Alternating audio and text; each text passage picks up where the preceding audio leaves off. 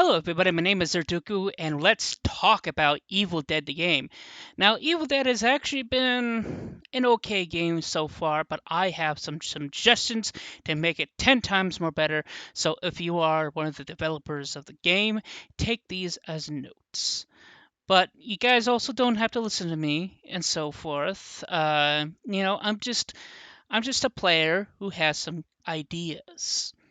So I'm going to use Dragon Program to read it back to me because I don't remember what I wrote. You guys could probably read it to me, but I can't hear you because you're in the future. Alrighty, so this thing is titled "The Flaws of Evil Dead." I can fix that. You know what? You know what? Dragon Program, just take it away. Flaws that need to be fixed in Evil Dead the Game 1. The maps, there's not much I can say about the maps, however I do wish the maps were slightly smaller so it's easier to find things. I'm pretty darn sure you guys are working on it, but the maps could use a little more variety in terms of maps that you play in each individual round. I'm not sure if I'm allowed to make any suggestions on future maps, but it would be awesome if there was a such thing as an S-Smart Mall, is sort of like a type of maze map added to the roster of maps that players can spawn in. Since we've seen invisible barriers in every video game imaginable, how about this? On the edge of the map is the demonic storm that closes then once the dagger and pages have been collected. When the storm is not closing and it is just there on the edge of the map, and if a survivor is stupid enough to get too close to the edge of the map, they take a little bit of damage. I think it should be noted that once the dagger and pages are collected, the demonic storm should immediately be closing and then rather than taking its time. Okay, so where do I start? So honestly, forget about the whole making the map smaller thing because I have some things in here that will kind of negate that. The only reason why I think I felt the map should be a little bit smaller is just because when you're playing as the Gandarian demon, you have no idea where you should go, what you should do. All you do is just flying around like an idiot, and to be honest, that kind of makes the game kind of frustrating just when you're playing as Kandarian Demon. But I do have some stuff in here that we'll run into that will negate that thing, so you can just ignore that. Now, the whole Demonic Storm thing, yeah, you should get rid of the invisible barriers on the edge because we've seen that many fucking times in every video game. And the idea that you just, if you touch the edge at all, you just take a little bit of damage. Well, that would be kind of cool because it adds a little more strategy. If you play as Kandari Demon, you can possess people and purposely run them right into the edge of the map so they take a little bit of damage. And yeah, the storm stays there until you collect the Kandarian dagger and the lost pages of the Necronomicon, and that's actually why I don't use Dragon Program to say those things because I can't even say it either. Well, it is Sumerian supposedly, and honestly, I think it's kind of just made up. So who knows? What else? Oh yeah, and the whole yeah. When you, as of now, when you collect the pages and the Gandarian dagger, the storm takes a little bit a while for it to come in. I got a message from the creators of the game today, and they told me that they're adding a new patch. I hope they change that because the storm definitely takes its time. Tweaking the map, and to me, I find that completely frustrating playing as the Kandarian demon. So let's just move on to the next thing, which is uh, menu levels. I think I know what this is about. Uh, Take it away, Dragon Program.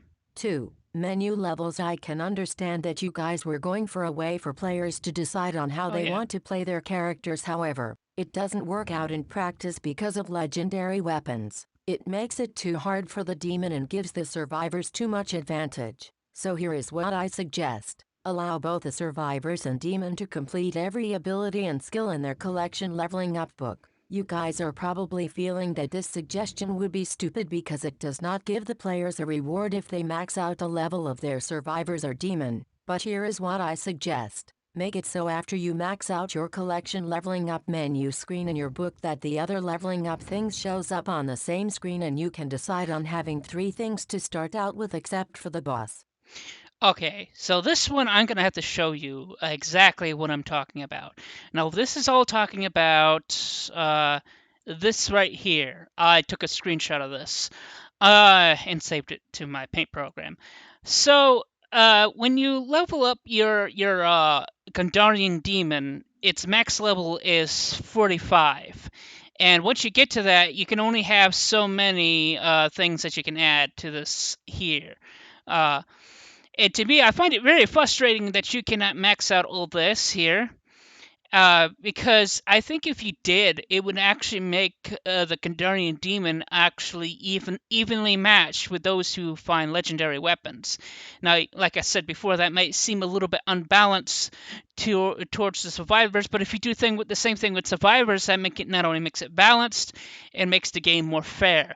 Now, what I was talking about and what Dragon Program was trying to tell you through what I would, what I'm saying, I spelled it, da da da da, is when you finish all this, uh, not this one, fuck you, uh, this will pop up on top of the book here.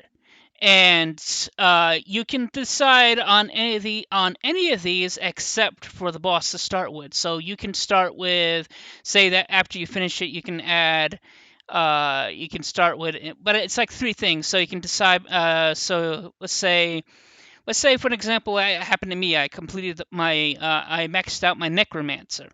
I probably might put a little bit in infernal energy. Now, here's the thing: how I would like it to work, because this would be a lot more balanced, is that when you pick something, it goes blank. I mean, like you can't like double it up. Basically, you can't put like all three in, like, say, infernal energy.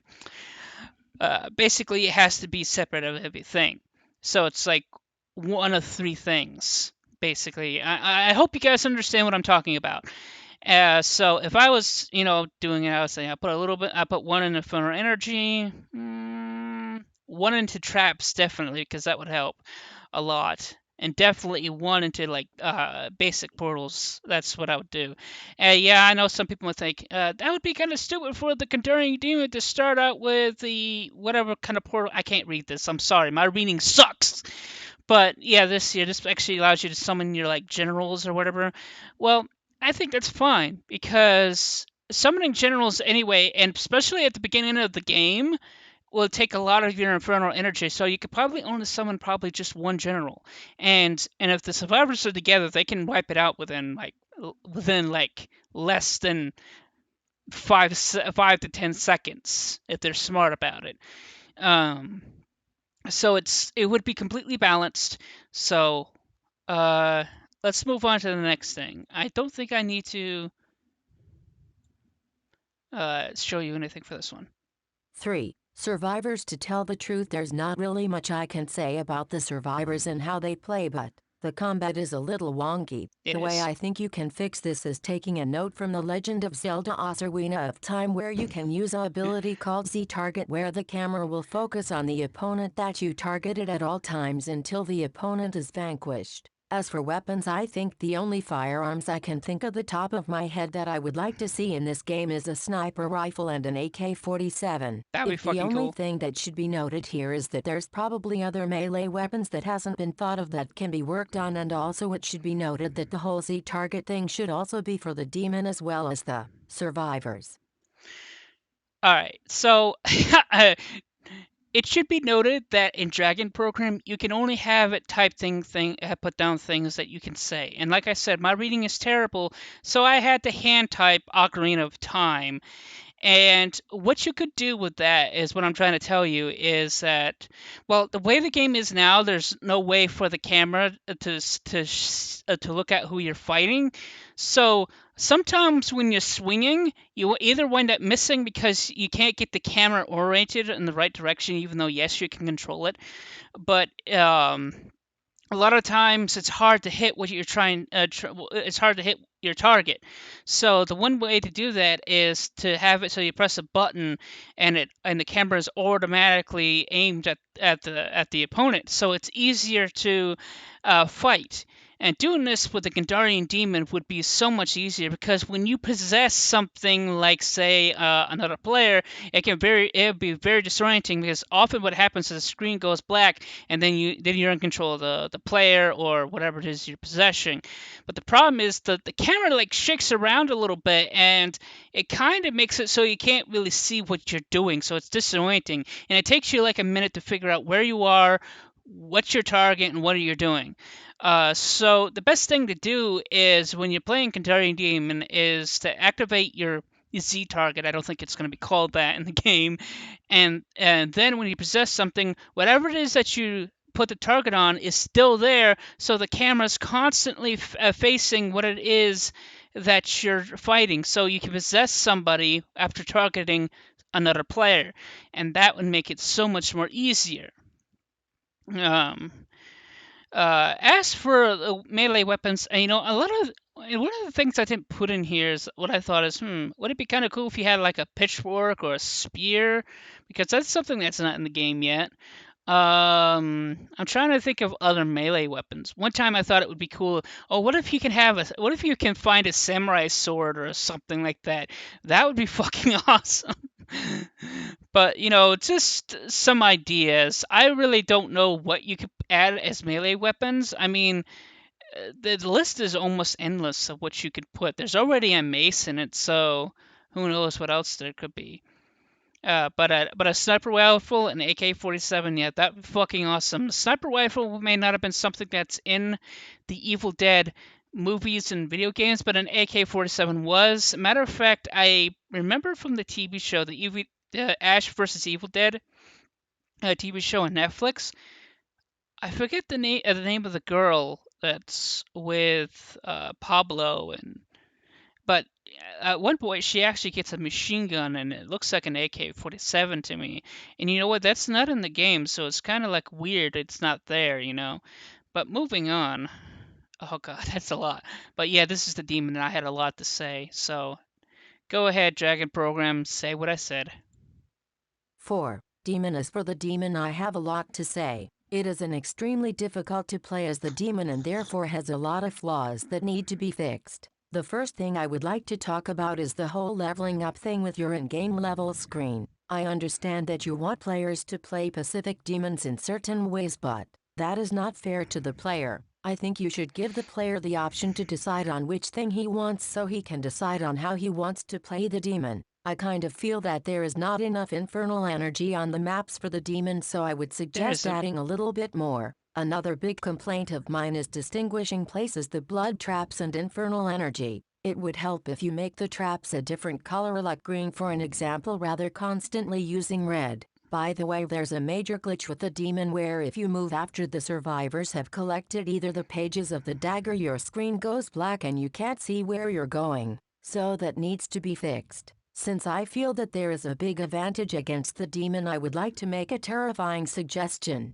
When a survivor goes into dead mode, where survivors have to collect a survivor's soul to take to the altar, that the game mechanic should work like this. After a survivor has become a soul, their fear bar drops to 0 and slowly increases. If the fear bar reaches maximum, the demon can collect the soul and permanently turn the survivor into a deadite. When this happens, the demon is no longer controlling the deadite, but the player who was playing as a survivor is now playing as a deadite, helping the demon finish off the other players. As a deadite, you can go around and pick up items and open treasure chests at your place and help the demon finish off the other players. The only treasure chests that the deadite in question cannot open are the ones that are trapped by the demon. If the deadite is killed by another survivor, the player is out of the game. I feel that the demon should also get the same clues as the survivors on where the maps are at the beginning of the game. This helps the demon react to the other players in the game, so the demon isn't just wandering around a large map lost and confused. It should be noted that when you possessed a survivor, you should be able to also pick up weapons as well to make it more fair for the demon.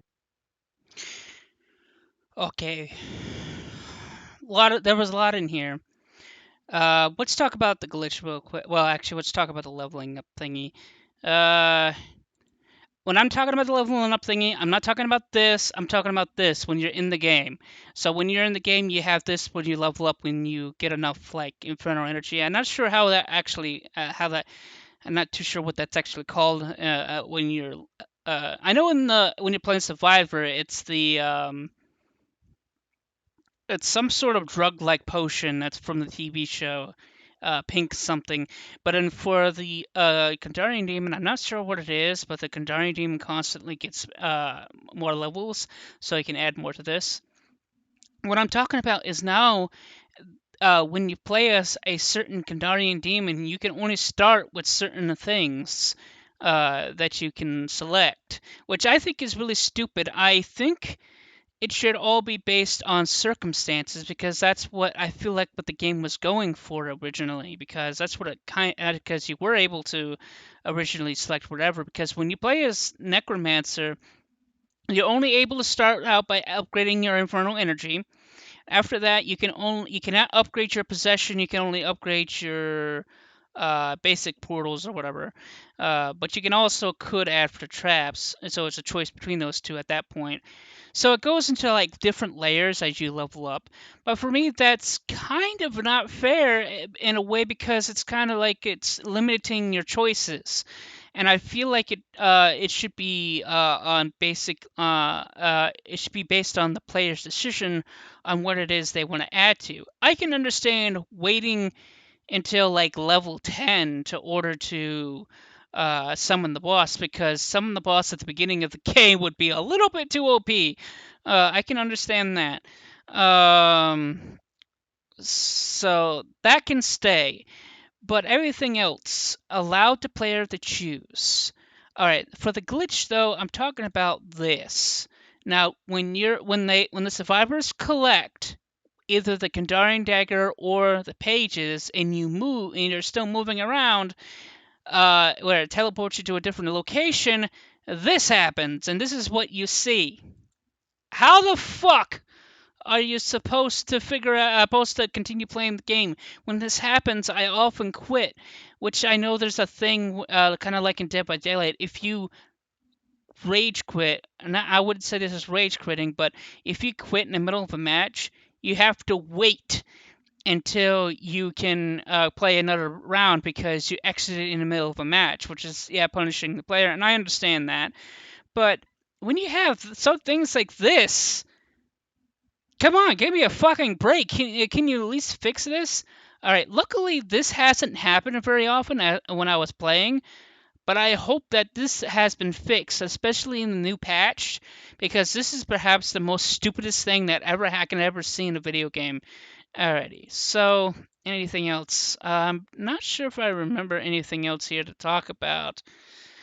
Um, oh yeah, the whole Deadite thing. I think when the soul has been collected by the Kandari demon, the player becoming the Deadite spawns near whatever the next objective is for the survivors, because but also that means they might spawn right on top of the other survivors, which would be terrifying. And honestly, the Deadite will start out with whatever weapons they they had when they died. um uh but they lose all their ammo and stuff. Well, almost all of it. Whatever was left in the chamber of the guns, can stay. But it doesn't really matter because they can go around and pick up ammo and stuff like that as the Deadite, and do all that. Um, but that actually makes the game very scary and very intimidating. The only time when I think the demon won't be able to turn others into a Deadite by that particular way is when it's at the stage where the survivors have to protect the book from the demons before the book seals away all the evil. That's the only time that the demon won't be able to do that. Other than that, the demon should be able to do that at any time, which would make it extremely scary in a way, and add a lot of pressure to it. Um, but it also makes it so dying is not a good idea unless you want to be on the Deadite side. I mean, on the the demon side. Uh, Anything else in here? I don't remember everything. Um, You know what? I think I'm just going to move on. If you have any questions, you can leave it down in the comments below.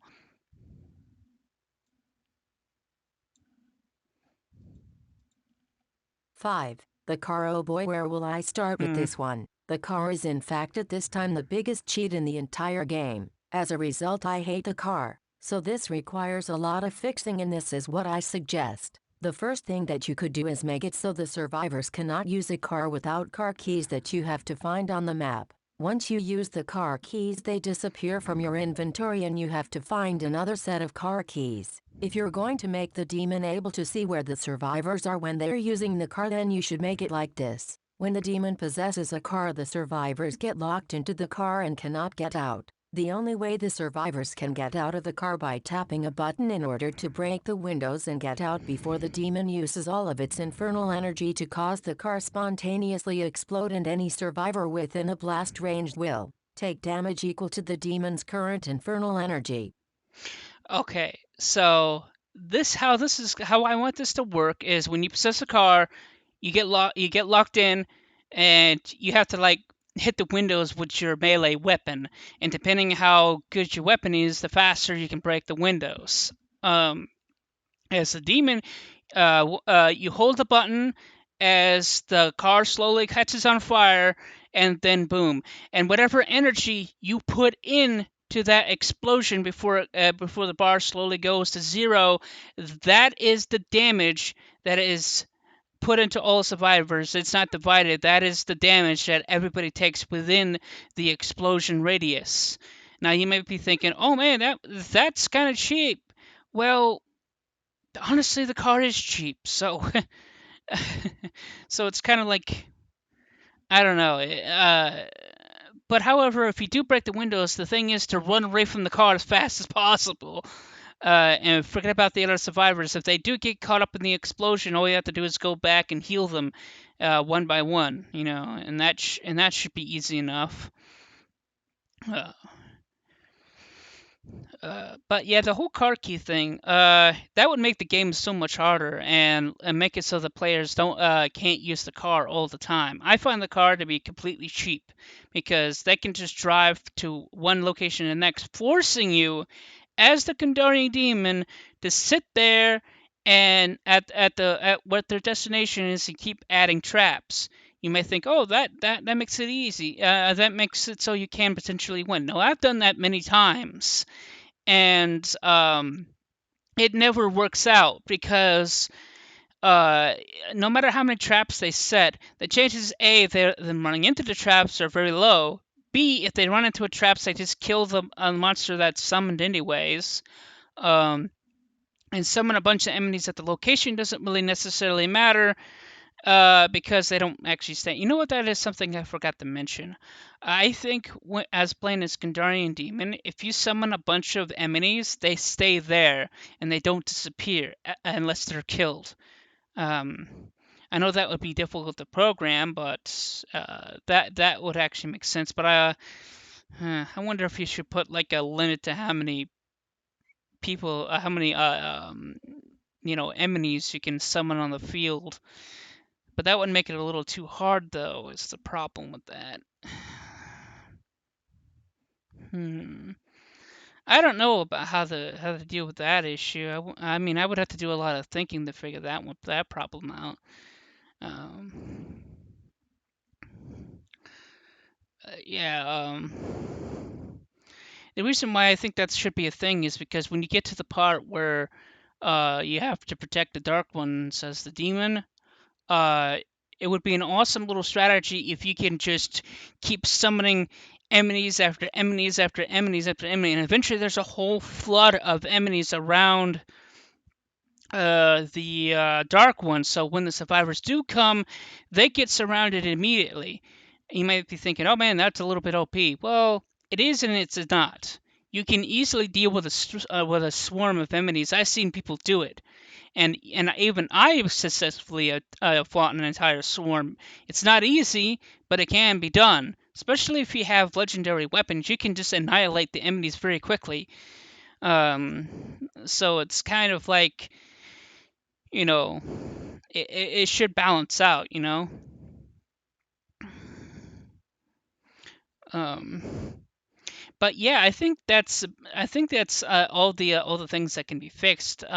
If you have any questions of something I might have forgotten, you can leave it down in the comments below and tell me what you think. Also, if there's any developer who's watching this, can you send me a message to tell me what you think about all this?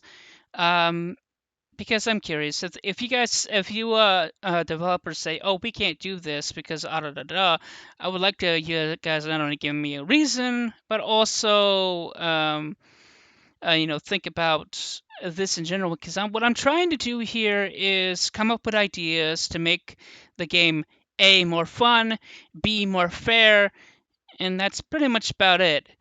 Is just to make the game both fun and fair. They could in some of these they do make some of these ideas do make the game somewhat scarier, which is basically the goal of this because Evil Dead is a horror thing. It is, but it's also but I do know that Evil Dead is also a little bit of comedy, but I think the comedy is more in just the silliness of certain situations, silliness in certain situations. But however, for Army of Darkness and Evil Dead 2 was more of being the humor was more in the special effects, uh, which is fine. But honestly, I think the humor in the game, especially for the skeletons, you can cut off their arms and stuff, and you know, tis but a scratch. Don't worry, that's just a fletch wound. uh, but that's pretty much all I have to say. Oh my god, 26 minutes? Please like and subscribe. And this is Zerduku signing out.